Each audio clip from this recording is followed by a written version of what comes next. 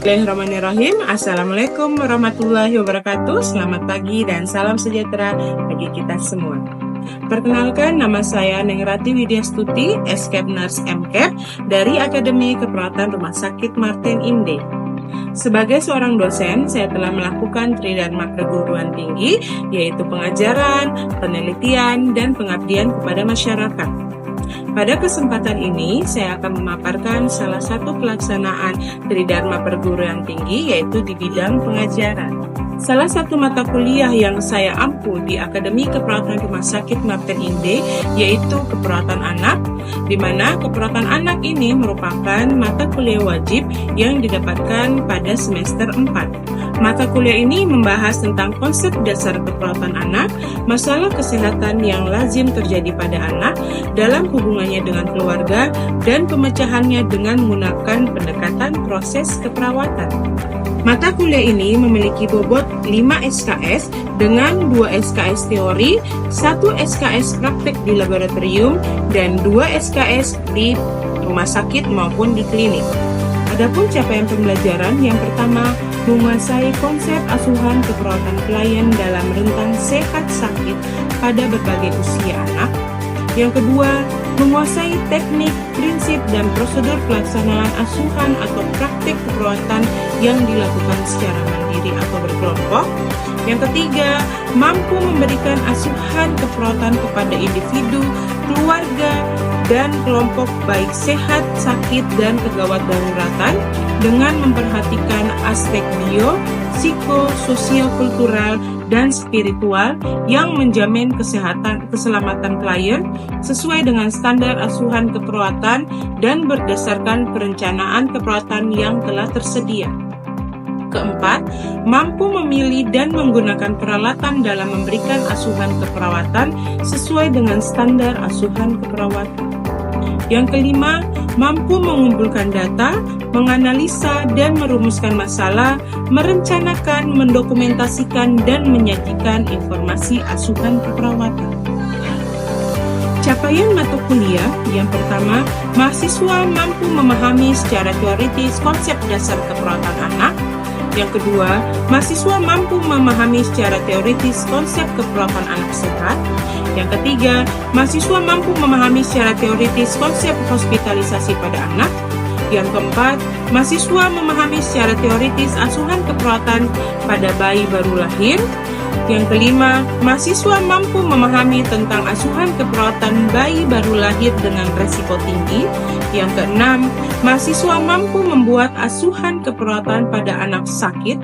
Dan yang ketujuh, mahasiswa mampu memahami tentang konsep manajemen terpadu pada balita sakit dan dapat menggunakannya pada tatanan pelayanan. Sistem pembelajaran yang saya lakukan yaitu dengan tatap muka di kelas dan di laboratorium, dengan metode pembelajaran yang saya gunakan yaitu student centered learning, di mana proses pembelajaran dengan penyampaian materi dan pemberian tugas serta mendorong pembelajaran aktif dan melibatkan mahasiswa dalam menemukan dan mengembangkan masalah, di mana dosen terlibat sebagai fasilitator. Model pembelajaran yang saya gunakan yaitu ceramah, penugasan, dan presentasi serta simulasi di laboratorium. Adapun penilaian pada mata kuliah ini yaitu kehadiran 10%, tugas 10%, praktikum 40%, UTS 20%, dan UAS 20%. Berikut ini akan saya tampilkan video mengajar saya bersama mahasiswa yang saya lakukan di kelas. Assalamualaikum warahmatullahi wabarakatuh. Selamat menonton. Assalamualaikum warahmatullahi wabarakatuh. Waalaikumsalam warahmatullahi wabarakatuh. Selamat siang semuanya. Siap. Luar biasa. Tetap semangat. Shalom. Sejahtera buat kita semuanya. Hari ini sebelum kita mulai pembelajaran untuk keperawatan anak, silakan satu orang untuk pimpin kita dalam doa. Silakan, ada yang mau berdoa?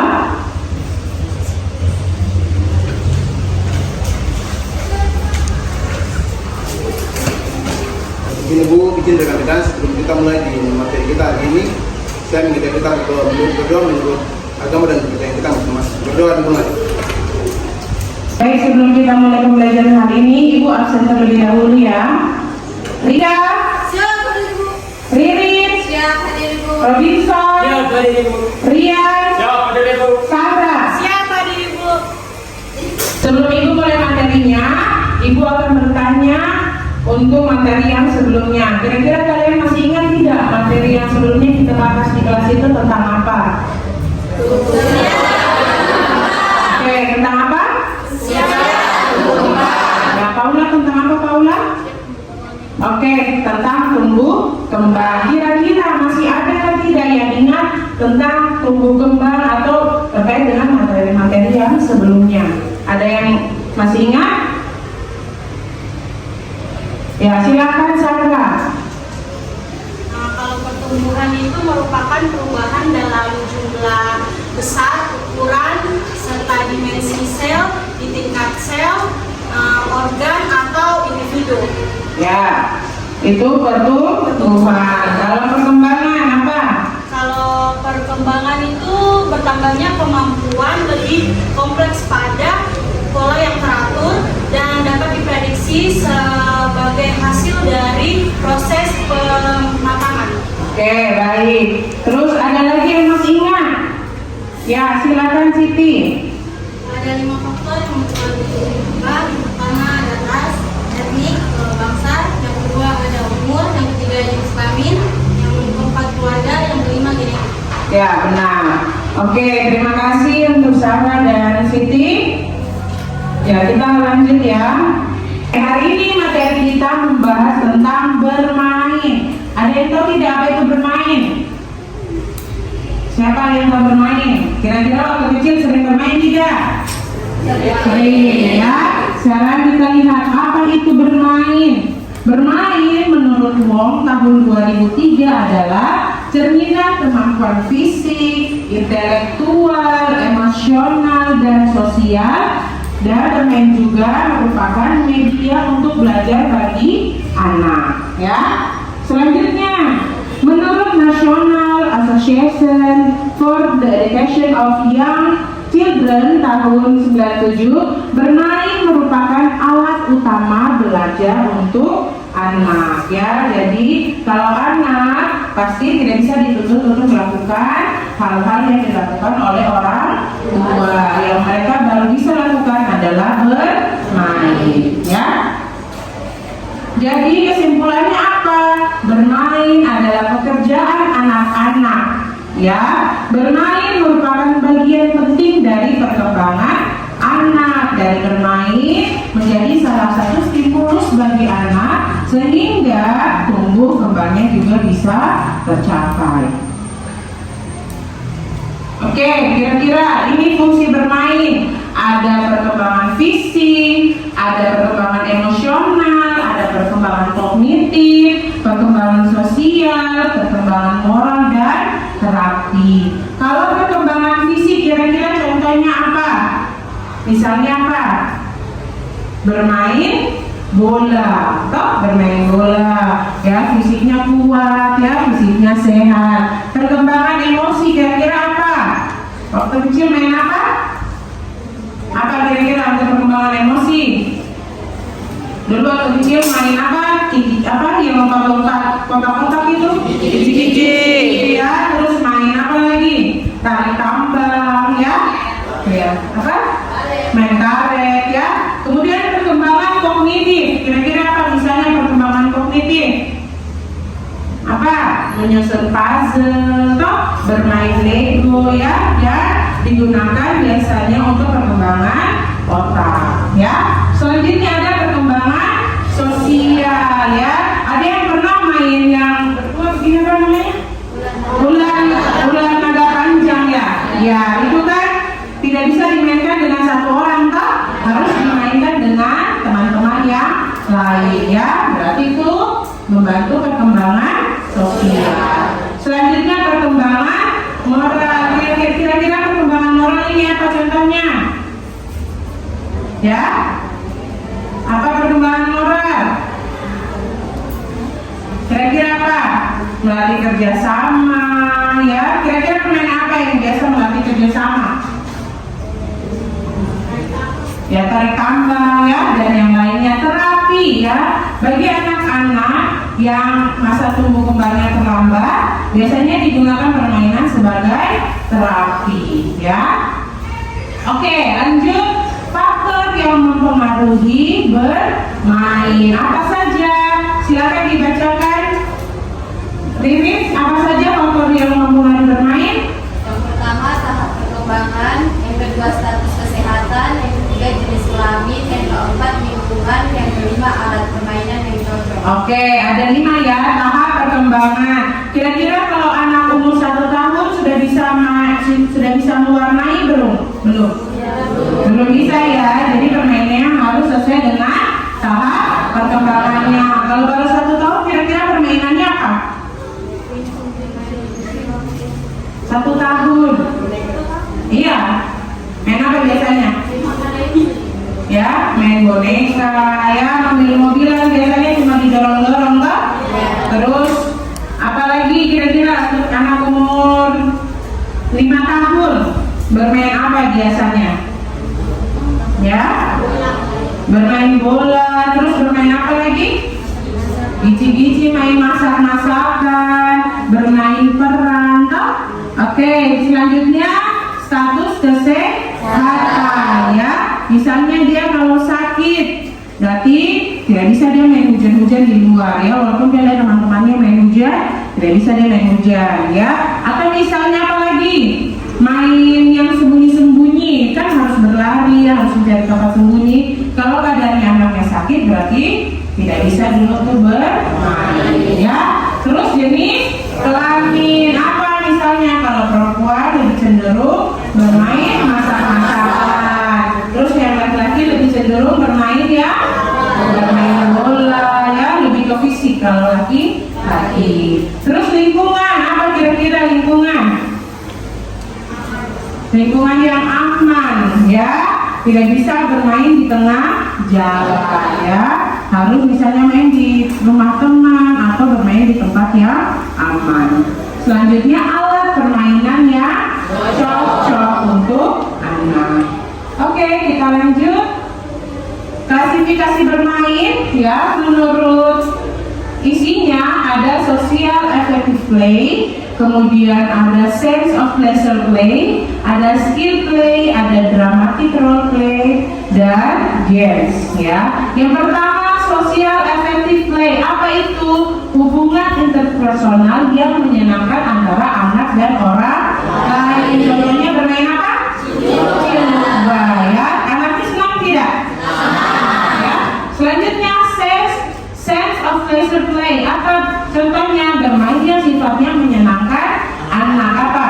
Bermain pasir, bermain air, apa lagi? Main tanah ya. Apa lagi yang menyenangkan hati anak? Bermain api, bahaya itu ya. Terus skill play, apa itu? Permainan yang sifatnya memberikan keterampilan bagi anak. Contohnya naik sepeda ya. Selanjutnya dramatic role play, apa itu? Anak bermain atau berimajinasi. Contohnya apa? Main dokter-dokteran ya, ada yang jadi perawat, ada yang jadi dokter, atau main apa?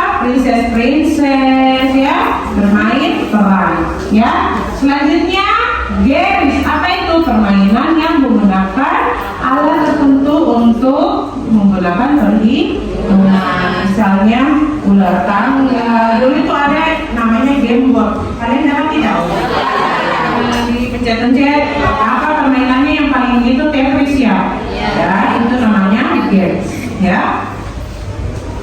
Kemudian ada unoccupied behavior. Apa itu? Anak tidak memainkan alat permainan tertentu, tetapi situasi atau objek yang ada di sekelilingnya digunakan sebagai alat untuk bermain. Kira-kira apa dulu kalau kalian punya seperti ini? Misalnya dulu main apa? Bantal disusun, toh? Dijadikan seperti main-main perahu, toh?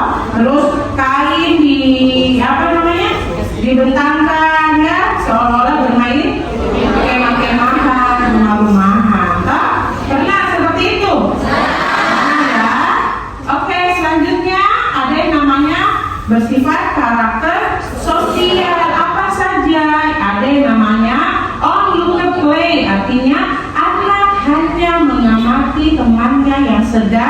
bermain. Misalnya apa? Kalau main congklak, yang main congklak itu biasanya berapa orang? Dua orang, ya. Ada yang bermain, ada yang mengamati. Nanti bagiannya baru dia ikut bermain. Terus ada yang namanya solitary play. Apa itu? Anak tampak berada dalam kelompok permainan, tetapi anak tersebut tidak bermain dengan alat yang dimilikinya. Datang main sama-sama, yang main itu temannya, ya. Dia cuma lihat temannya main saja. Selanjutnya parallel play. Apa itu? Anak menggunakan alat permainan yang sama, tetapi antara satu anak dengan anak yang lain tidak terjadi kontak satu sama lain. Artinya mereka asik sendiri dengan mainannya, ya. Misalnya Rian dengan David bawa mainan, terus Paula dengan Prince bawa mainannya sendiri, ya. Jadi mereka main tanpa ada interaksi. Selanjutnya associative play. Apa itu? Permainan ini terjadi antara satu anak dengan anak yang lain, tetapi tidak terorganisasi, tidak ada pemimpin, tidak ada tujuan. Misalnya apa? Saya punya boneka, ini saya main boneka yuk. Tapi main sendiri dengan mainannya, ya. Main boneka kah, main masak-masakan kah, ya. Kemudian kooperatif play, artinya aturan permainan dalam kelompok tampak jelas, ya. Terus ada punya tujuan dan pemimpin. Contohnya bermain sepak bola, ada yang main, ada yang jadi wasit, ada yang menjaga gawang, ya, seperti itu.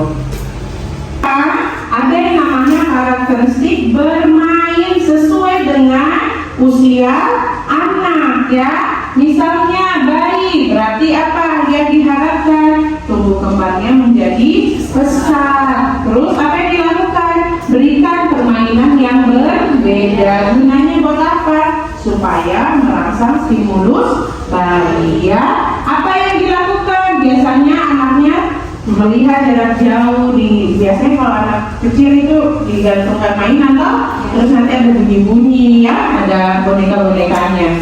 Dia bisa melihat jarak jauh, kemudian dia bisa melihat apa yang mendengarkan apa yang orang bicara, ya. Dan apa yang paling dibutuhkan bayi, yaitu dipeluk, digendong, ya. Selanjutnya umur 3 bulan. Apa 3 bulan kebutuhannya?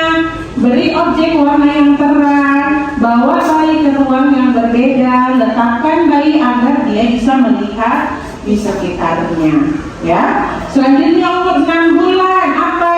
Kasih cermin, kira-kira di cermin itu dia lihat apa? Biasanya dia lebih tertarik melihat bayangan dirinya. Terus ajak bicara, ya. Di sini bayi sudah mulai mengoceh, ya. Terus 7 sampai 9 bulan apa? Diajar meraba bahan yang bertekstur, ya. Dikasih mie rebus, ini kira-kira mie ini lengket, atau dikasih batu, ini benda padat kah, benda cair kah, ya. Kemudian 10 sampai 12 bulan apa? Biasanya beri makanan yang dapat dipegang, ya. Atau dia bisa mengenal mana dingin, mana panas. Oke, ini ya, ada toddler. Permainannya apa saja? Permainannya apa saja, Sindita? Mainan yang dapat didorong, kayu dan kertas, alat-alat masak seperti masak-masak, balok dan bermacam-macam bentuk, lilin-lilin, gambar-gambar dalam buku, boneka atau bola, serta telepon-telepon lainnya. Oke, selanjutnya kalau usia sekolah apa saja? Peralatan rumah tangga, buku dengan kata-kata yang simpel, sepeda roda 3, alat olahraga, lilin atau boneka, serta kapal terbang atau mobil truk, ya. Usia sekolah apa saja? Ada buku, alat olahraga, alat tulis, atau sudah biasanya naik sepeda, ya. Selanjutnya 8 sampai 12 tahun, lebih cenderung untuk pembelajaran. Apa? Buku, ya, mengumpulkan perangko, main kartu, atau sudah punya kegiatan yang rutin, misalnya dileskan untuk berenang, kemudian main sepatu roda, ya. Remaja remaja biasanya lebih ke kegiatan fisik yang cukup berat. Misalnya apa? Sepak bola, basket, ya, mendengarkan musik, atau bulu tangkis dan membaca buku. Oke, sampai di sini untuk materinya. Ada yang mau ditanyakan? Kira-kira ada yang mau ditanyakan? Siapa yang ingin bertanya? Silakan angkat tangan. Oke, silakan Nurul Halisa. Ini Bu izin bertanya, Ibu, apakah bermain pada anak ada waktunya? Oke, Nurul Halisa bertanya, apakah bermain dengan anak itu ada waktunya atau tidak? Siapa yang bisa menjawab? Ada yang bisa menjawab? Kalau tidak, Ibu jelaskan ya. Bermain dengan anak itu pasti juga ada waktunya. Kita tidak boleh menyepelekan waktu buat istirahat, ya. Ada waktu istirahat, ada waktu untuk makan, ada waktu untuk apalagi bermain, ya. Tetap ada waktunya. Biasanya kapan dilakukan? Waktu kalian masih kecil kapan dilakukan? Maghrib sudah masuk. Ya, biasanya main dari sore sampai nanti mau masuk maghrib, ya. Atau biasanya kalau anak-anak kecil itu biasanya setelah makan selesai dikasih mainan baru dia main. Terus nanti waktu tidur siang disampaikan ini waktunya tidur siang, saatnya tidur siang, nanti bangun tidur baru bermain, ya. Seperti itu ya Nur Haliza. Oke, ada lagi yang mau bertanya? Ada lagi yang mau bertanya? Ya, silakan. Bagaimana dengan anak yang dirawat di rumah sakit, lalu dia ingin bermain, itu bagaimana? Oke, anak yang dirawat di rumah sakit terus dia ingin bermain, ya. Kira-kira bagaimana caranya dia bermain? Kira-kira bagaimana? Dia atau kalau dia sakit tidak boleh bermain? Boleh. Caranya bagaimana? Ini anaknya diinfus terus dia mau bermain bagaimana, ya? Kalau di ruangan perawatan, di tugas dari perawat salah satunya adalah melakukan yang namanya terapi bermain, ya. Terapi bermain disesuaikan dengan umur anak dan keadaan anak, ya. Misalnya anaknya umur 5 tahun, tangannya dipasang infus. Kira-kira permainan apa yang cocok buat dia? Kira-kira permainan apa? Mewarnai, terus apa lagi? Dikasih boneka, ya. Perawatnya datang, diajarkan atau didengarkan buku, dibacakan buku cerita, ya. Gunanya buat apa? Buat mengurangi rasa sakit, ya. Buat mengurangi yang namanya hospitalisasi. Oke? Ada lagi yang ditanyakan? Kalau tidak ada yang ditanyakan, ibu mau bertanya. Nah, Rian, apa fungsi dari bermain? Fungsi bermain ada 6. Yang pertama yaitu perkembangan fisik, kedua perkembangan emosi, ketiga perkembangan kognitif, keempat perkembangan sosial, kelima perkembangan moral, keenam terapi. Ya, tepuk tangan dulu buat Rian. Oke, itu saja yang Ibu sampaikan hari ini. Jika tidak ada yang ingin bertanya lagi, jangan lupa sesuai dengan RPS pertemuan selanjutnya ada penugasan, ya. Penugasannya apa? Ada yang masih ingat? Membuat ASKEP, ya, asuhan keperawatan, ya. Baik, terima kasih atas perhatiannya hari ini. Sampai ketemu lagi di pertemuan selanjutnya. Assalamualaikum warahmatullahi wabarakatuh dan selamat